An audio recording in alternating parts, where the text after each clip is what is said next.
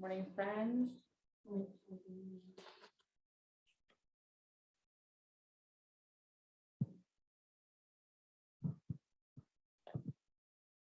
Good morning, friends who are here. Hi, friends online. We have a few announcements this morning. First, happy Father's Day. Heartwood Dharma announcements for the day are the Heartwood Monastics will be going to California August 5th through September 5th to study imparting the absolute truth through the Heart Sutra.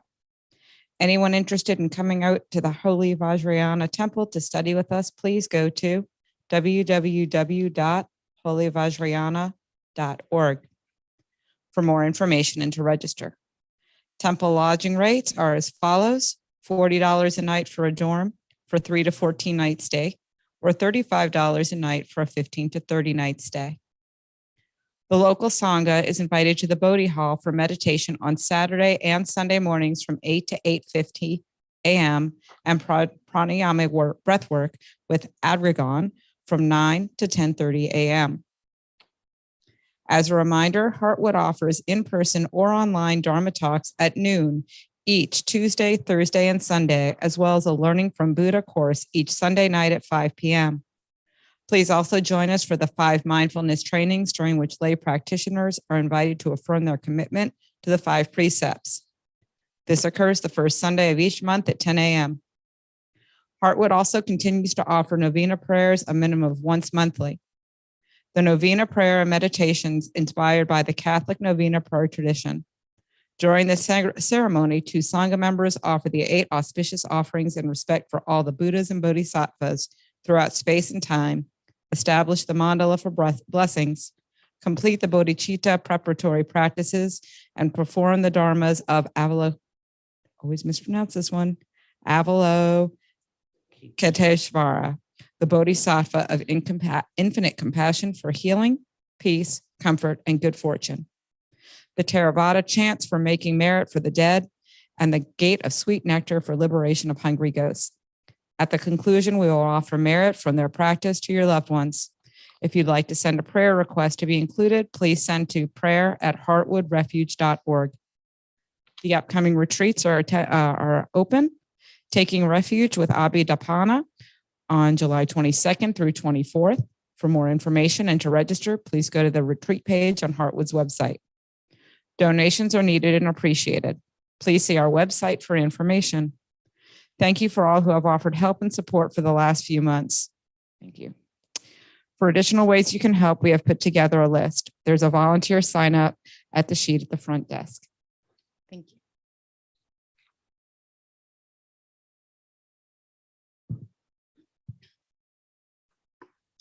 Incense burning, all space is filled with the fragrance. That's the chord, or that's the main note. Let's try again. And everybody get on this key. Incense burning, all space is filled with the fragrance. All Buddhas smell it from afar. All spacious clouds gather everywhere. With utmost sincerity, all Buddhas appear. We pay homage, we offer clouds of incense to the Bodhisattvas and the Mahasattvas. We pay homage, we offer clouds of incense to the Bodhisattvas and the Mahasattvas. We pay homage, we offer clouds of incense to the Bodhisattvas and the Mahasattvas. Some on a little slow speed today.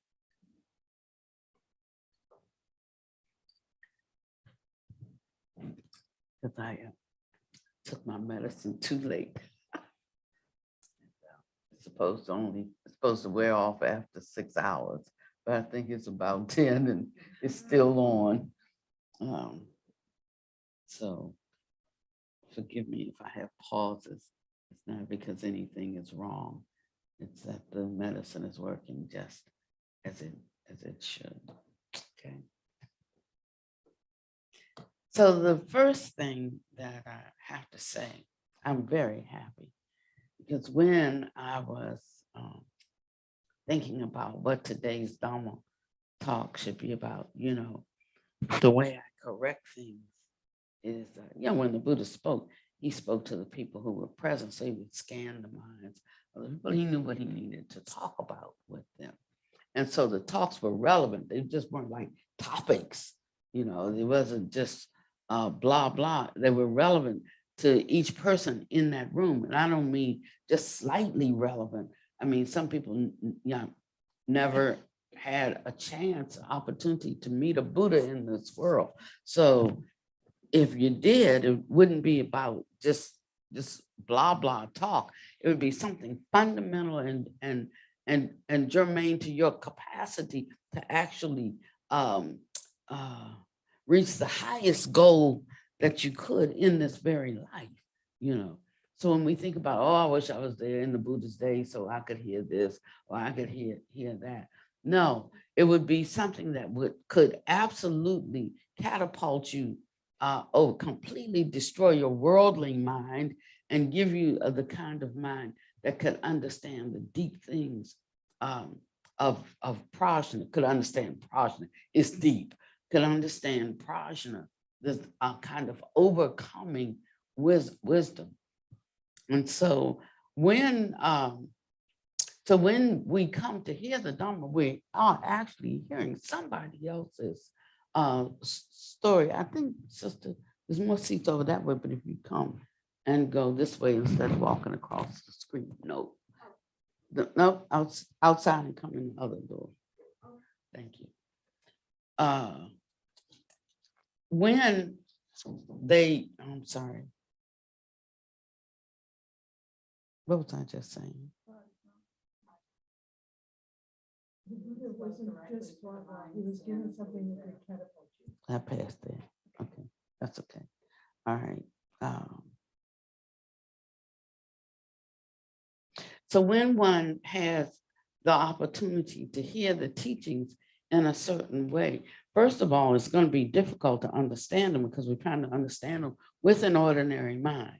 And it's going to be difficult to be able to apprehend something that is beyond the ordinary mind. This is the problem that we have with science. Science is good, and we learn things. If you look at scientists, they probably have, I won't say less faith in science. They are more open to wonder, like awe, wonder that way, not like, I wonder, but like awe. They're more open to awe and mystery than we are when we read the condensed, dumbed down version, because they recognize the flaw, in science. They recognize that we're trying to comprehend something that we didn't know before, with a mind that's deficient, to bring to the conversation something equal to the discovery. So they're looking at this, they're like children,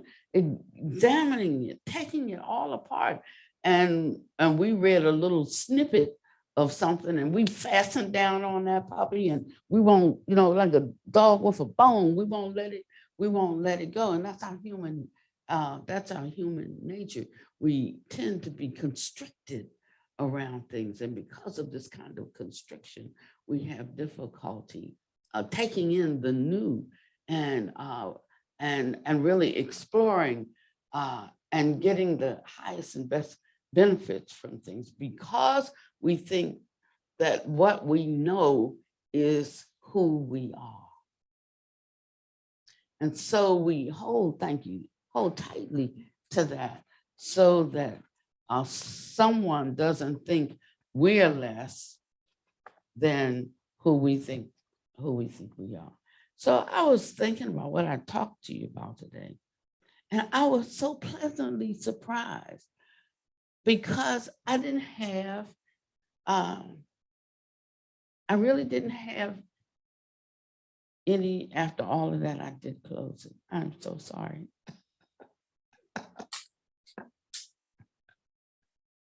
Well, you know what? What's so good about Goop is you can go to history.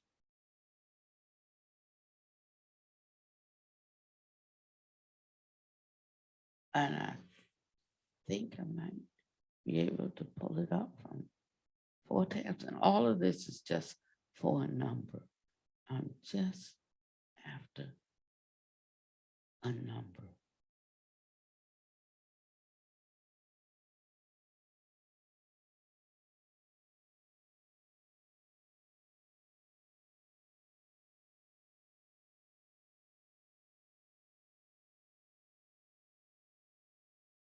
And it was a big number. Okay, so I know it came to my mind what the number is.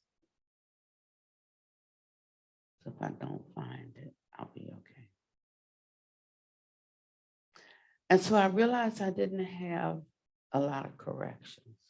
And that's what made me feel really, really good. I could see how much progress we have made over the last year. Can you see it? Can you feel it in the song?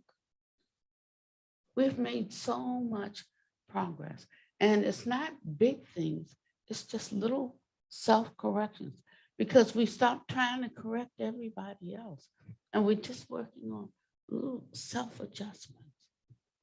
And that makes such a big difference. So when the Buddha was speaking to a crowd, but he knew how to say something to end his talk that would be like a straight arrow going to the heart of each one of his disciples. And it would hit them right there in the zone. And they could easily make that shift, make that change. And so, so it made me feel good today that we've passed the stage. And here's the good thing about passing that kind of stage.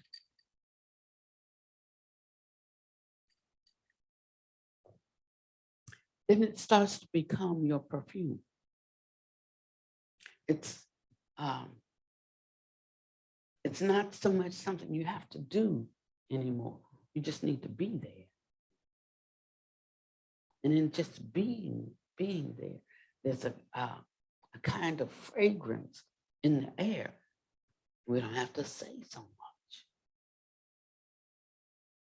So ratcheting down is not like an effort that we put forth to try to ratchet down. You know, like, because we like meditate.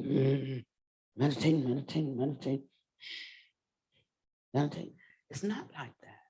It's that one's all hearts and minds, my church used to say, all hearts and minds are clear. It's like that, all hearts and minds.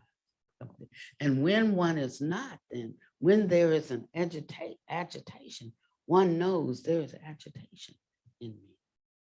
Whether it's an agitation that brings them down, or it could be an agitation that ratchets them up. I've heard a few people say, I had such low vitality, low energy, but now I feel, I feel like I've been lifted, I've been picked up. I've heard others say, I'm settling down, just copacetic. And it's a kind of feeling that comes from the inside out. It's not something we manufacture on the outside through technique, but it's something that arises spontaneously in us. We don't even have to try to do that.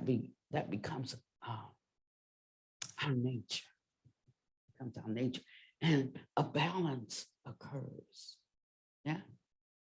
Now, along with that comes something else, our capacity to hold and foster different situations, because we're starting to break down. My Dharma talk just went in a whole different direction anyway. We're starting to break down that discriminating mind, that mind that divides and separates. Now, some things we need to divide and separate, but I don't mean it in that way. I mean that kind of mind that separates and divides in a destructive way simply because they are looking for the separation rather than looking for that which brings everything together in a harmonious way. So when I look at this, and it's maybe very different, I look to see what parts are also there that are in union. And the reason I wanted that number is because I had planned to start out a sutta. And I am going, well, let me think about that. I was going to say, I'm going to stop identifying suttas as Theravada, Vajrayana, or Mahayana, simply because I'm just going to speak of them all as Buddhist suttas. And when the dark princes from the East took the teachings to India, to China, actually, someone gifted me with the translation that Anna Lyle just completed on the agamis, and those are the Chinese sutras that would be akin to our Theravada canon, you know, and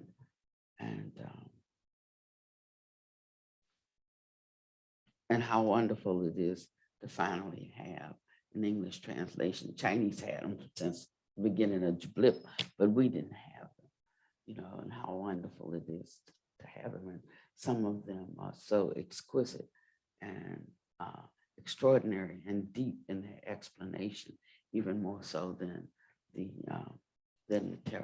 Theravada sutras. But these are the ones that were translated into Sanskrit and then translated into Chinese. And so they provide where we have some gaping holes in some of our Theravada. They bridge our understanding. So I think that that's going to, now that Anna Lyle, who was considered the young preeminent Pali scholar now, I think some of our views are going to shift in Theravada, and that's a good thing. So Buddha Master says that we should just call it Buddhism, or the study of the awakened ones and the teachings of the awakened ones. We shouldn't break down all of these different means that, we shouldn't break down all these different means that patriarchs use to teach their students. I mean, I have a certain teaching method, but I don't have to call it anything. I don't have to name it something, you know. It's just the teachings, you know, of the Buddha in a way that I can explain them, in a way that I experience them. And sometimes my teaching or the way that I do it is insufficient for someone, or it doesn't benefit them. I have people that used to call, they must have passed the word down. They call and say, "Who's teaching today? You Panyadipa, show up and you'll find out." You know, but they only wanted to hear Panyadipa, you know. Fewer only wanted to hear me. And so we just wouldn't tell them. I said, "Don't come for me or Panyadipa, come for the Dharma."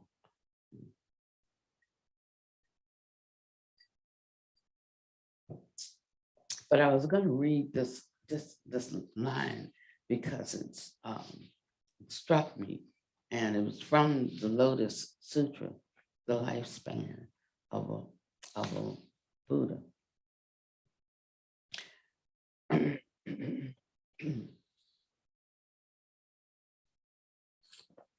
And it talked about how many, since I attained Buddhahood, it talked about in different, even on this planet, different species, and different types of human, of sentient beings have different lifespans, right? So cat might be, might be 12 of our human years, and dog might be, I don't know, 7 of our human years.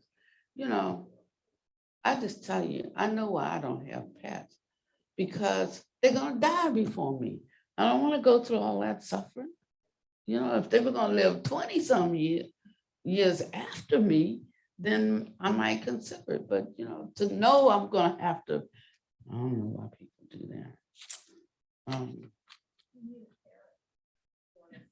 That's how long they live. They live.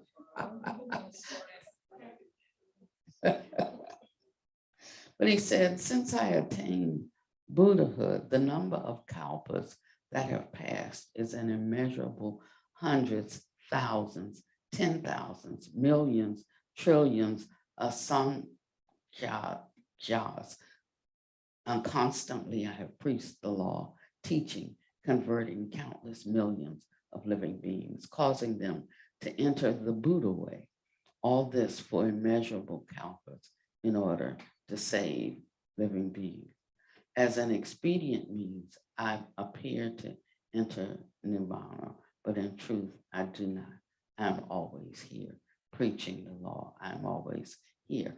But through my transcendental powers, I make it so that living beings in their befuddlement do not see me, even when I am close by. And the part that I wanted to focus on was these, the number of kalpas that have passed. And can somebody tell me, I don't know exactly what it is. I think probably Busita does, because she gets into those details like that. So what's a kalpa, Busita?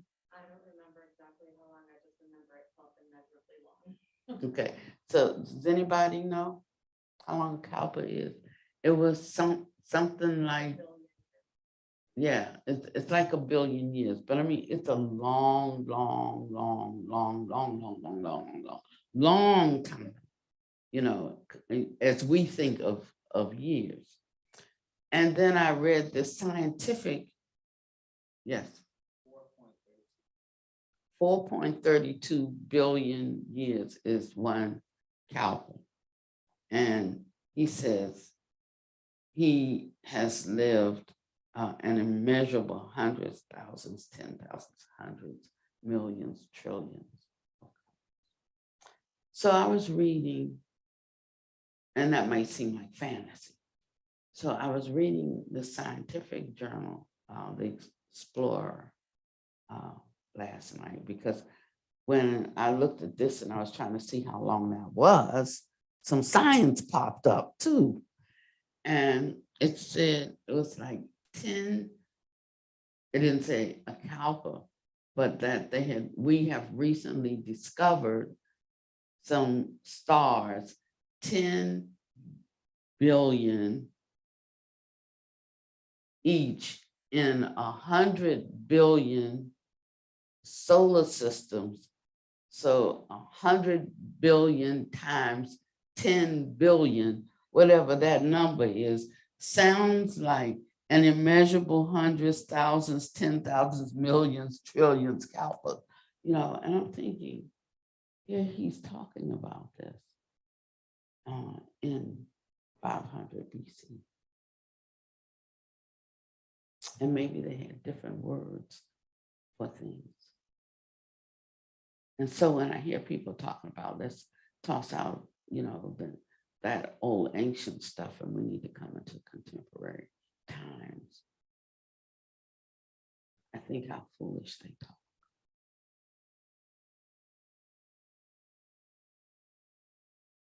and how we can really learn something. But how simple. One who in 500 BC, who could, with his Buddha eye, perceive that. Didn't need to make a telescope. Who could perceive in what we would call invisible beings, like you couldn't see with your naked eye. He didn't need to make a microscope. The one, one who could perceive sounds on the other side of the globe. He didn't need to create sonar. The one who could perceive, I'm looking at this and I don't take the teachings lightly, and I don't presume that I know. And that allows us to always be open to know something. And if we can stay open in that way, we can know something. So I wanted to share just a little bit. It is a very little bit. And I wanted to see, one person is not here today, so I'm not going to share that. I think I want to go to something within our study on cultivation.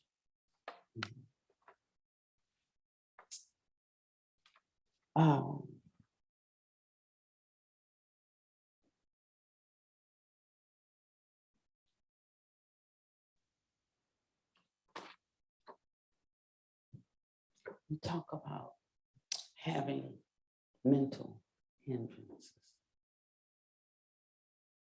And without having mental hindrances, we're able to progress in our cultivation.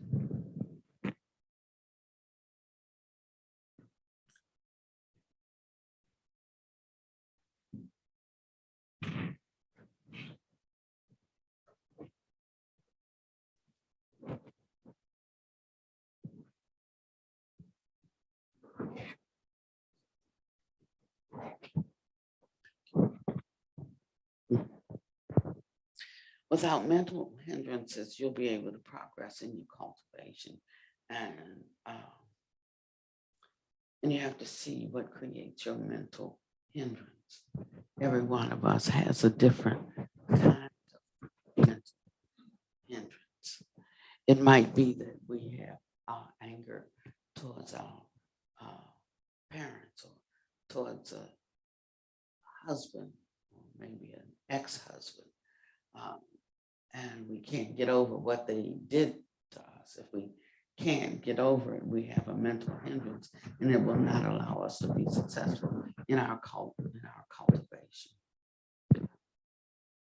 If we are worrying about bills, or about debts we have, or something looming that's coming, and we don't know, and we are attached to it in a certain way, that we feel we can't do without it. We can't lay it down. It represents who we are. It anything that takes us into the categories of shame, then we will not be able to cultivate. If we have not been faithful or honest in our dealings with others around a matter, if we haven't been forthright and totally true, if we presented a false face, then when we try to do our cultivation, no use can I do.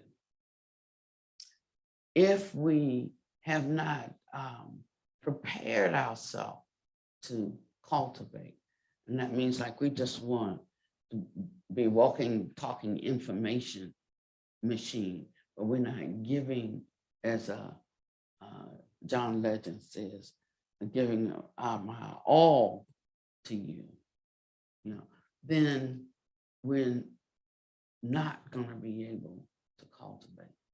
If we are doing it with the wrong motivation, because we want or need to be known or seen as somebody, or, in a certain way, then we will not be successful in our cultivation. So we can't just say, I am cultivating. And I know everybody in here is cultivating because it's showing up in how you just walk through the day. But now we're going to ratchet it up just a little bit. So there is, in short, just one principle that we need to work on now, and that is applying a heart of sincerity to your cultivation. Like, what is the reason? That's you. You're just asking the question again and again. What is the reason that I am doing this? Why am I doing it? What is the reason? When I say, am I doing this? I don't mean the whole broad category of cultivating. I mean that when one makes a corrective action or sees a need to make a corrective action in their behavior, for what reason am I doing this? I'm going to tell you something's going to really open up for you. Just ask that one question. For what reason? I was talking with a sister yesterday, and let's see, how can I tell this story? Because it's a good story to tell, and make sure it doesn't circle back around.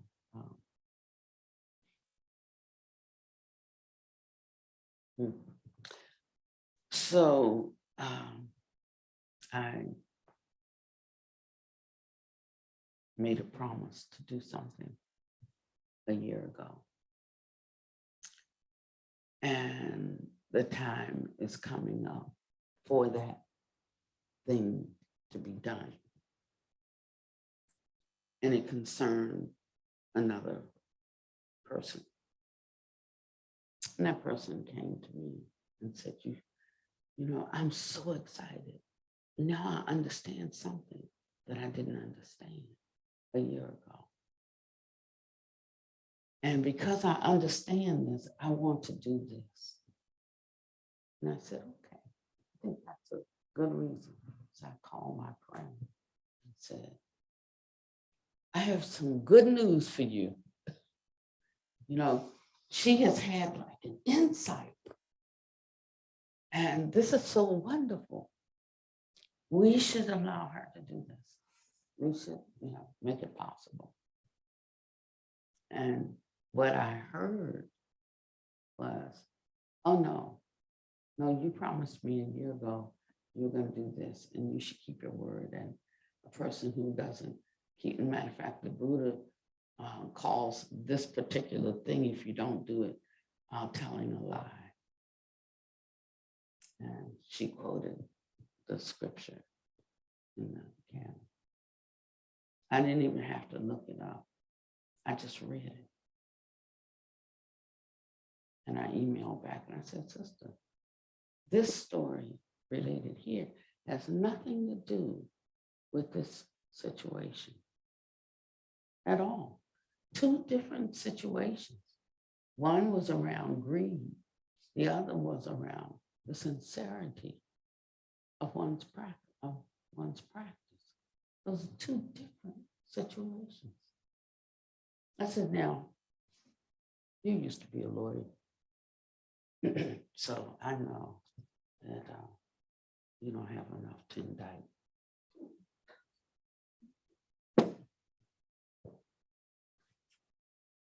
And then she came back with another thing.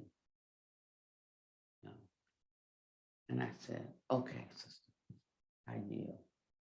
I said, we will do this because I would rather dwell peacefully with you. And plus my cultivation goes back. And that's it. So now I'm done with it. And I wish I could tell you the whole story, but because we're, out, I don't want to. It would not be good. But maybe another day, because it really needed to be dissected so that you could really understand that, it's sort of like let the time fit the crime, you know. And you can take anything and mean it to say anything based on where you are in your walk, in your understanding of what is virtuous and walking that out. And if you have no intentions of doing it, you're just going to be crafty to try to use it to, to get your position, to win your position. Or if you don't have the capacity to understand it, and you have tunnel vision and you really can't see it, then either one of those, what are you going to do? The Buddha says, then we accept. So it'd be kind of like Panyadeepa would say all the time. What was it? He'd say it to y'all, he didn't say it to me.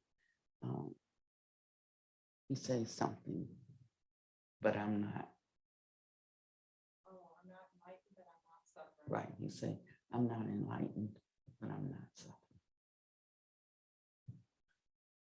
So that's a way we can learn to move through the world. When we have a situation that we cannot fix, we can't do anything about it, and taking responsibility for every situation that presents itself in our life. And when I say take responsibility for it, causality, it doesn't mean that I created every single thing, because Buddha says there are other reasons besides karma that cause things to come into our life. Causality and karma are not exactly the same, and you have to know the difference, because karma can be something that I did. I created a cause to get this kind of blowback, but it could be we arranged for the picnic and it rained today, and I didn't cause it to rain today. I'm just here and today it rained, and so we don't have to think about everything is my fault, my fault, my fault. But we learn to keep our mind fluid enough to not land anywhere. And so one is totally at peace with whatever comes up, whether it's good or whether it's not good. So it says in short, there's only one principle you should apply: a heart of sincerity to correct your behavior.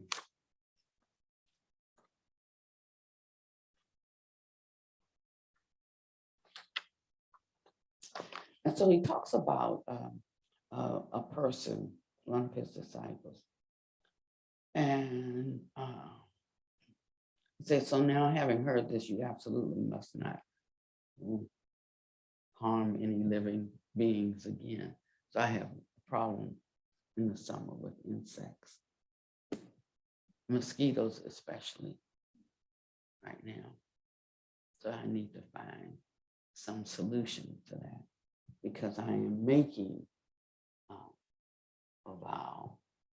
I haven't made it. I am making, I'm just being honest with you, I'm making a vow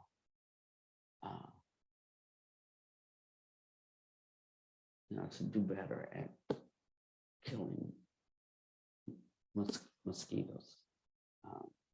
And there was a time that I didn't give that any consideration at all.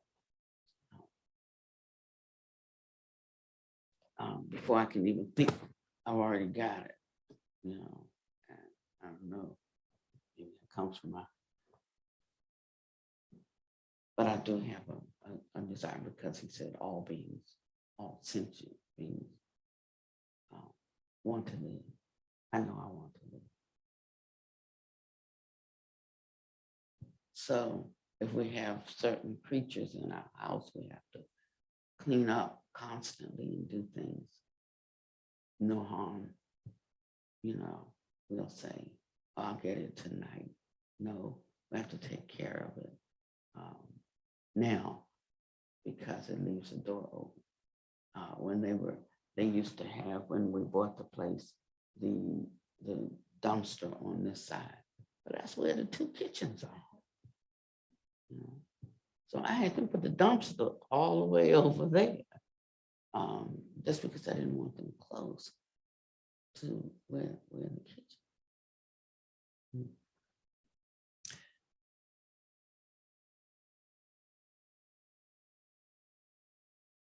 And this is, he was getting ready to give a particular initiation. And anyone who, after receiving this initiation, it would stunt their capacity to open up the supernatural powers.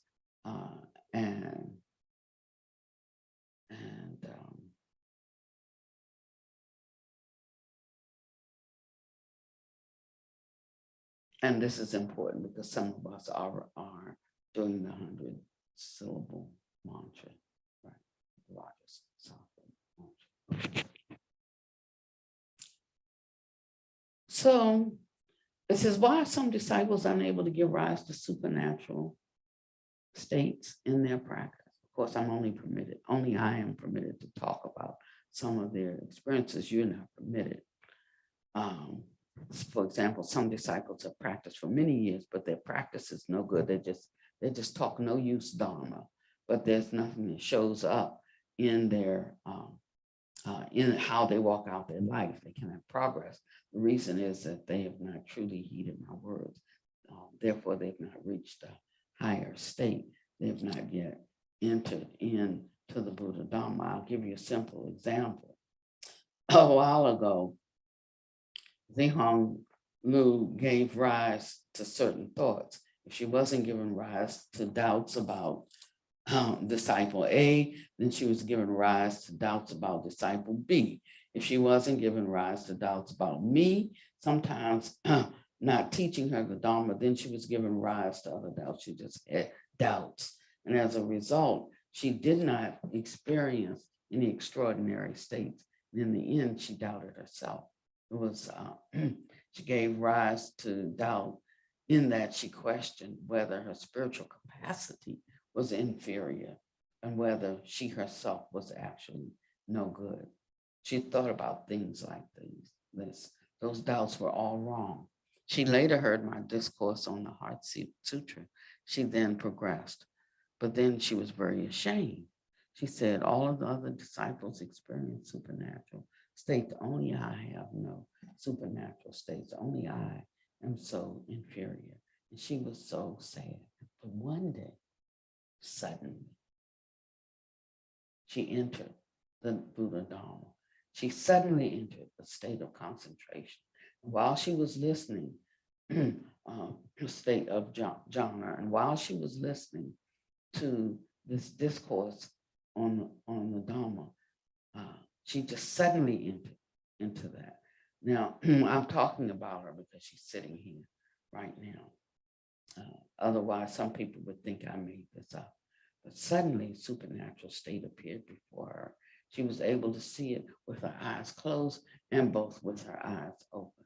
She entered that Buddha Dharma state. There's so many examples of this kind. In cultivation, we attain benefits, but it's through truly upright behavior. And that upright behavior he talks about has to be based what? On a heart of sincerity.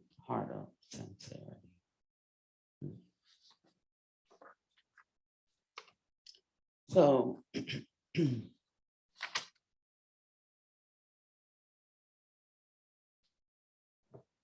then he talked about some other examples. And the reason he talked about it because this was a discourse to lay people. And he says, but I want you to know is that following the Buddha Dharma is not superstition. If you ask for someone's help, but he does not have the ability to help you. How can he help? Would he be able to help you? He would not. And so this is what he means by don't practice, no use Dharma. Don't come 1 year, 3 years, 5 years, 10 years, 20 years, 30 years, having Dharma talks and Dharma discussions. But we're coming to the place now, because we have heard a Dharma that's good in the beginning, good in the middle, good in the end. And I'm going to tell you what the beginning is.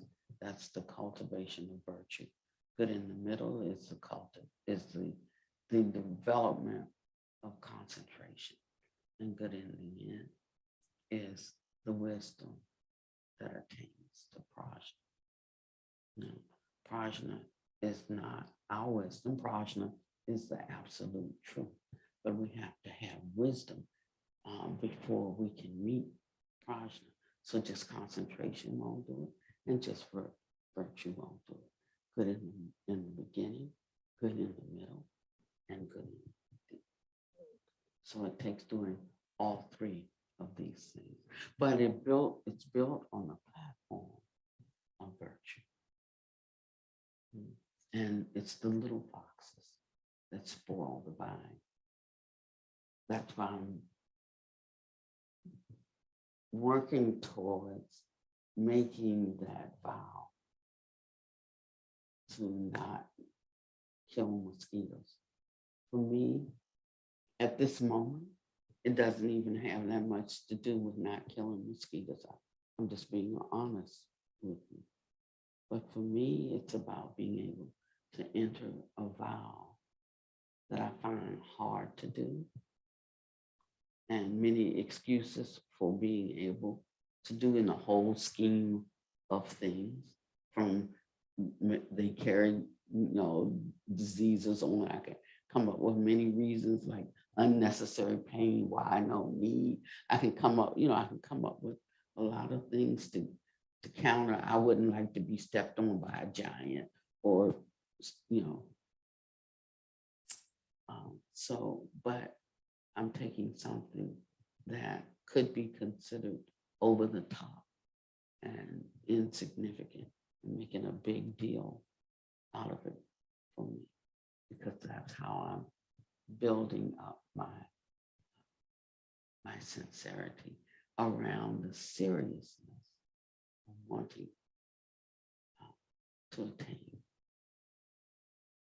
Buddhahood for the sake of living beings. And of course, he would talk, for instance, in Sutta 128, he would say, well, when I was just an unenlightened bodhisattva, I did this, I did that, I did this, and I did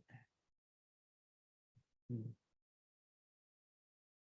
So there is the path of the bodhisattva, even in the Theravada tradition. Maybe we don't hear that much about it because the Mahayanas took that and ran. That was one of the reasons for the split, because some wanted to do this and others that pleasant abiding became so much. And that's why he gave the talk in Sutta, I think it's 8 or 6, on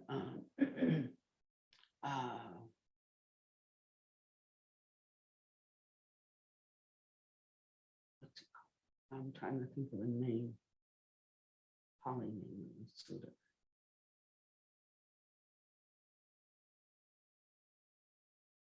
It's the one where he talks about this, you call this practice, but I don't call it practice. I call it a pleasant abiding here and now when one sits to meditate. He says, this is what I call practice. It's when one insults you to be able to not respond in a like manner, to when one steals from you. If he needs it, don't make a big deal about understanding what he needs. If one does this, if one yells at you, don't revile. If one overlook a slight, tolerate a fault. I said, these are the things that I call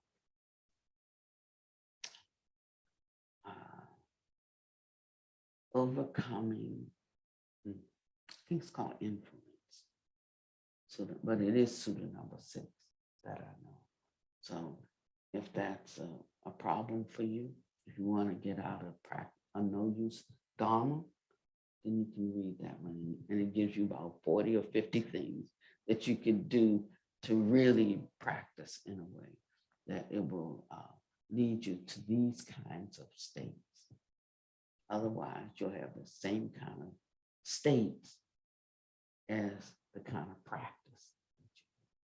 And if it ain't going nowhere, then that's what you got. And now you see we're now turning inward in a different kind of way. You know? And this is the way one drops off that sense of a self.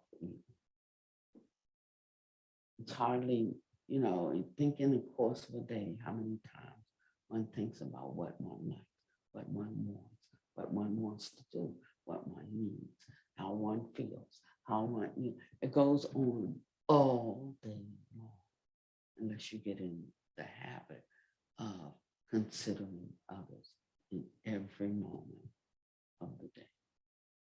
This is the practice. And then after a while, you won't have to think of others. And in the beginning, it'll start like that. You'll think like, I want something like a particular food or a particular meal. I have a taste for this. You know, I wonder if I could take a meal too and drop it off at the blah, blah. No matter whatever comes, see if you can come up with what could be an antidote or an opposite or something you could do for somebody else in that category. Not something way over, not like thinking, oh, I want to go shopping today. I'm due for a new pair of shoes. And then here's a homeless guy in the corner, so I'm gonna give him $1. Well, not in that way, but I mean, like in the same arena, you see what I mean? This is how you shift the mind so that it starts to lean in a different direction. Whatever thinking and what one thinks and ponders upon becomes the inclination, the natural leaning of their mind. That's why I've tried to lean in the opposite direction of where my conversation with my friend was going. It was now I brought it up, but now the lawyer rationale was arising. That I can outsmart you in how we talk about this. And like, no need.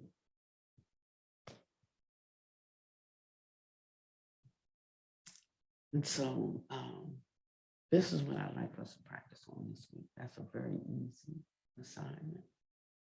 Every week we have an assignment of looking deeply. And we start to understand what practice truly is. Yeah.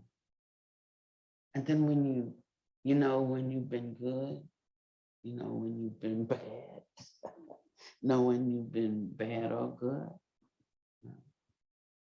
And you can rejoice when you've been good. Actually, you can rejoice when you've been bad because you could recognize it, where before you may not have recognized, never recognized that tendency before, or that behavior, or recognized it, but never had enough, never cared enough to try to want to change it, or maybe recognized it before and condemned and flagellated yourself. Like, no need, just recognize and take care of it. Work at being better at it going forward. It can be so deeply entrenched, that you may not even get rid of it in this lifetime. But there are other compensating factors. You just keep working on it. You keep looking at it. Who knows, spontaneously, he said. And it's not truly spontaneous. It's just that one has built oneself up to a level that they can sustain and hold, you know, a certain, and I would always be talking before Adrigan even came here. I would always be talking about holding a certain vibration, a certain frequency, because Buddha Master would talk about it. He says, I'm talking, but some of y'all cannot hear what I'm saying because, you know, you're not fine-tuned to that frequency. It's like in the old days, we were driving, we didn't have Sirius or whatever it is now. I still don't have it. But, you know, every time you left like one tower, then your radio station got fuzzy and then went to shh, till you came in range of another one. And then you'd hear little blips, little pieces. Then you would try to dial into that station and you get it clear until you got to the other side of town on the highway, and then shh, it would be gone. And you did that all the way across town. So we get little bits of what the teacher says, you know, we get little bits. Right when your favorite song would be playing too. You know, the one you really wanted to hear, and shh, miss it. You have to wait for it to come around again, you know, and then you go through 5 country stations, towns, you know, and you don't sing country, you know, and every once in a while, like for me, I needed R&B, you know, it was hard to come by, you know, and so sometimes if you miss it, it can be hard to come by. So don't miss it. I thank you all for coming. When I say all, as I'm closing, when I say all worldly Dharma is Buddha Dharma, I mean, it doesn't really matter. When we separate things out, when I separate things out into categories like politics, economics, and, you know, all of these kinds of things like that we call worldly things. But when we see them all through the lens of the Buddha Dharma and know how to apply our wisdom, and we know how to have them built on a platform of virtue, then it all becomes Buddha Dharma. Buddha Dharma. I mean, that's the only place we need it. We need it in realms, in worlds like this. So enjoy your, yes, this is a holiday. Yeah, enjoy your Father's Day. Thank you for coming. Could somebody offer merit for the Dharma in any way they know?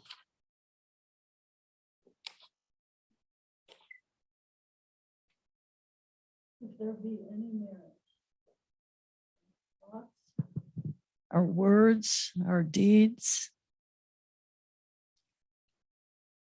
May it be given to all living beings in all 6 realms equally.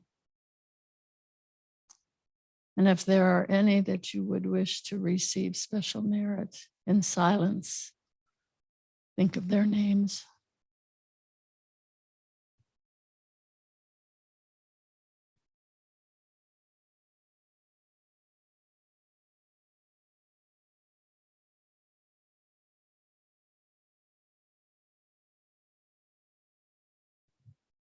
And may all living beings in all 6 realms increase their fortune and wisdom.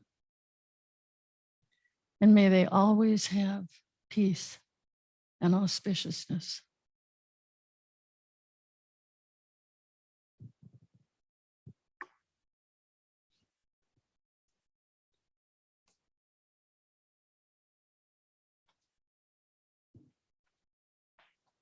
Mhm.